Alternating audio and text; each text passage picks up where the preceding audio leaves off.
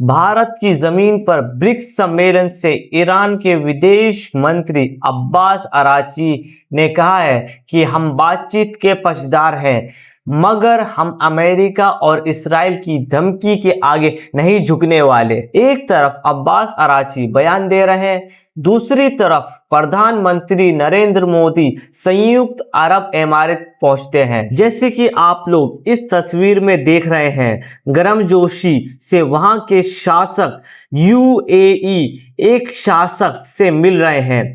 पूरे स्क्रीन पर देखिए गर्मजोशी, और ये गर्मजोशी बहुत कुछ कहते हैं क्योंकि इसमें प्रधानमंत्री नरेंद्र मोदी यूएई पर हुए हमले की आलोचना की है, यानी कि ईरान का नाम लिए बगैर ईरान की आलोचना प्रधानमंत्री नरेंद्र मोदी ने की है। और दूसरी तरफ डोनाल्ड ट्रंप बगैर कुछ हासिल किए हुए चाइना से अमेरिका के लिए रवाना हो गए हैं, क्योंकि किसी बहुत बड़े समझौते पर हस्ताक्षर नहीं हुए। पूरी तरह ईरान जंग की काली छाया छाई हुई है और जाहिर सी बात है इस पूरी यात्रा को किसी भी तरह से कामयाब नहीं माना जा सकता। मगर हम शुरुआत करना चाहेंगे अब्बास अराची के इस बयान से, और फिर प्रधानमंत्री नरेंद्र मोदी यूएई जाते हैं और वहां क्या कहते हैं। सबसे पहले सुनिए अब्बास अराची किस तरह से अपनी बात रख रहे हैं ब्रिक्स सम्मेलन में। Why ready to fight with everything we have in defense of our freedom and our soil? We are equally ready to pursue and defend diplomacy. As I have repeatedly stated, there is no such thing as a military solution to anything related to Iran. We Iranians never bow to any pressure or threat, but we reciprocate the language of respect. As much as our powerful armed forces remain ready to exact devastating retribution on foreign aggressors, my people are peace-loving and do not seek war. We are not aggressor in this sordid situation, but the aggrieved. Iran, therefore, calls upon BRICS member states and all responsible members of the international community to explicitly condemn violations of international law by the United States and Israel, including their illegal aggression against Iran, a member of BRICS, prevent the politicization of international institutions, and take concrete action to halt warmongering and to bring an end to the impunity of those who violate. और जैसे कि मैं आपको बताना चाहूँगा कि अब्बास अराची की कल ही प्रधानमंत्री नरेंद्र मोदी से मुलाकात हुई है, जैसे कि आप इस तस्वीर में देख रहे हैं। और आज जब दो बड़ी खबरें आई, पेट्रोल और डीजल के दाम 3 रुपए बढ़ गए हैं, सीएनजी के दाम 2 रुपए बढ़ गए हैं। प्रधानमंत्री जो लगातार हमें नसीहत दे रहे थे कि विदेश मत जाओ, प्रधानमंत्री नरेंद्र मोदी की विदेश यात्रा शुरू हो गई है। और यहाँ जैसे कि आप देख सकते हैं किस तरह से यूएई के शासक के साथ वो गर्मजोशी से मिल रहे हैं। प्रधानमंत्री नरेंद्र मोदी का ये एक स्टाइल है, अंदाज है। जब प्रधानमंत्री नरेंद्र मोदी लोगों से मिलते हैं तो बहुत जोर से गले लगते हैं, और यहाँ इस मंच से उन्होंने कुछ खास बातें कही हैं। पहला, उन्होंने संयुक्त अरब अमारात पर जो हमला हुआ है उसकी आलोचना की है। मैं आपको सुनाऊंगा प्रधानमंत्री ने क्या कहा, मगर प्रधानमंत्री ने ये बयान थोड़ी दूर से आ रहा था और शायद पास में माइक नहीं था, लिहाजा पहले मैं आपको बता देता हूं कि प्रधानमंत्री ने क्या कह रहे हैं। गौर फरमाएं। वो कहते हैं, हम यूएई पर किए गए हमलों की कड़ी निंदा करते हैं। किस तरह यूएई को निशाना बनाया गया वो किसी भी रूप से स्वीकार्य नहीं है। राष्ट्रीय एकता, सुरक्षा और क्षेत्रीय अखंडता बनाए रखने के लिए आपने जो कदम उठाए हैं हम उसका स्वागत करते हैं। इन मुश्किल हालात में यूएई में रहने वाले भारतीय समुदाय का किस तरह ख्याल रखा गया, उन्हें अपने परिवार के सदस्यों की तरह माना गया, उसके लिए मैं यूएई सरकार और शाही परिवार को दिल से धन्यवाद देता हूं। और मैं आपको बताना चाहता हूं, प्रधानमंत्री नरेंद्र मोदी ने ये बात यूएई के राष्ट्रपति शेख मोहम्मद बिन जायद अल नहयान के सामने कही। यूएई पर हुए हमलों की हम कठोर निंदा करते हैं। यूएई को जिस तरह निशाना बना गया है ये किसी भी रूप में स्वीकार्य नहीं है। ब्रदर, इन कठिन परिस्थितियों में आपने जिस संयम, करेज और विजन का परिचय दिखाया, यह बहुत ही सराहनीय है। राष्ट्रीय एकता, सुरक्षा और क्षेत्रीय अखंडता को बनाए रखने आपके नेतृत्व में उठाए गए कदमों का हम अभिनंदन करते हैं। कठिन समय यूएई में रहने वाले भारतीय समुदाय की चिंता करते और उनकी देखभाल की जाती है।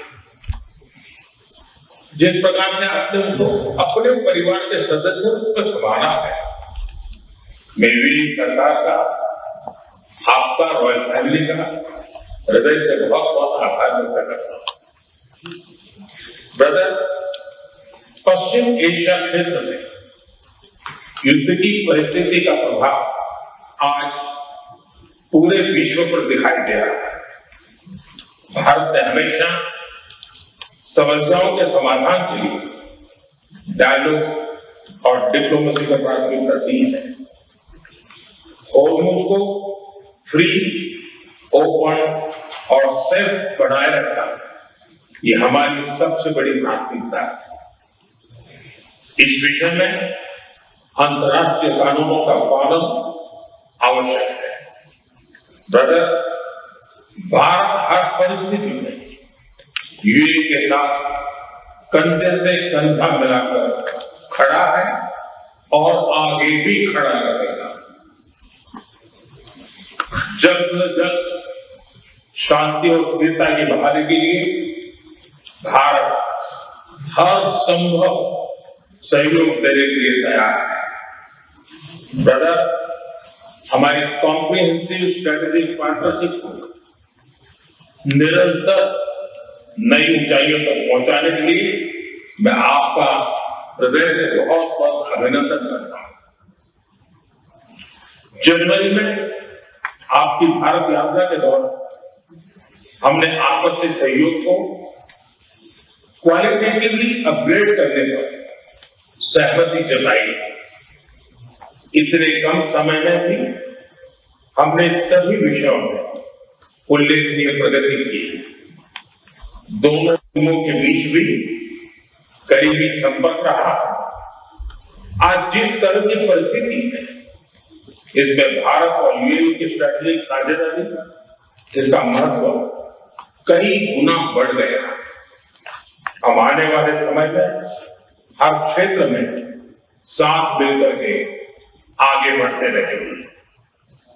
एक बार फिर आपके आत्मीयता भरे स्वागत और गहरी मित्रता के लिए मैं हृदय से आपका बहुत बहुत आभार व्यक्त करता हूं। मैं आपसे एक सवाल पूछना चाहता हूं, क्या प्रधानमंत्री नरेंद्र मोदी को इस बात की परवाह नहीं है कि इतिहास में उनका नाम उन्हें कहां खड़ा किया जाएगा?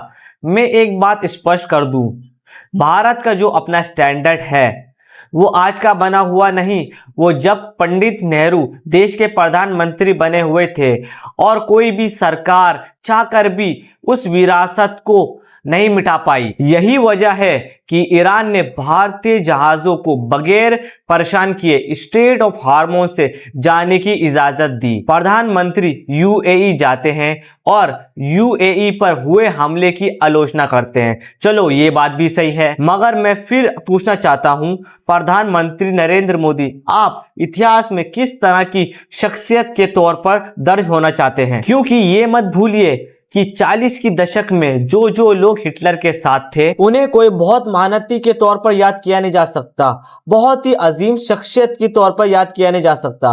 उनका क्रिटिसाइज होता है क्योंकि हिटलर ने बड़ी तादाद में यहूदियों का जेनोसाइड किया था, लाखों यहूदियों को मारा था अपने कंसंट्रेशन कैंप में। जो हिटलर के साथ थे उन्हें नायकों के तौर पर याद किया नहीं जा सकता। और प्रधानमंत्री ने कहा, हम यूएई के साथ खड़े हुए हैं। मैं आपको पढ़ के सुनाना चाहता हूं। पश्चिम एशिया में चल रहे युद्ध का असर आज पूरी दुनिया में दिख रहा है। भारत हमेशा मुद्दों और समाधान के लिए बातचीत और कूटनीतियों को महत्व देता आया है। हमारी सबसे बड़ी प्राथमिकता है कि हॉर्मुज़ खुले और बाधा रहित बनी रहे। इसके लिए अंतर्राष्ट्रीय कानूनों का पालन करना जरूरी है। भारत हर स्थिति में यूएई के साथ कंधा से कंधा मिलाकर खड़ा है और आगे भी खड़ा रहेगा। शांति और स्थिरता बहाल करने के लिए भारत हर संभव में सहयोग देगा। सुनिए प्रधानमंत्री क्या कह रहे हैं। ब्रदर, पश्चिम एशिया क्षेत्र में युद्ध की परिस्थिति का प्रभाव आज पूरे विश्व पर दिखाई दे रहा है। भारत ने हमेशा समस्याओं के समाधान के लिए डायलॉग और डिप्लोमेसी को प्राथमिकता दी है। हॉर्मुज़ को फ्री, ओपन और सेफ बनाए रखना ये हमारी सबसे बड़ी प्राथमिकता है। इस विषय में अंतर्राष्ट्रीय कानूनों का पालन आवश्यक है। ब्रदर, भारत हर परिस्थिति में यूएई के साथ कंधे से कंधा मिलाकर खड़ा है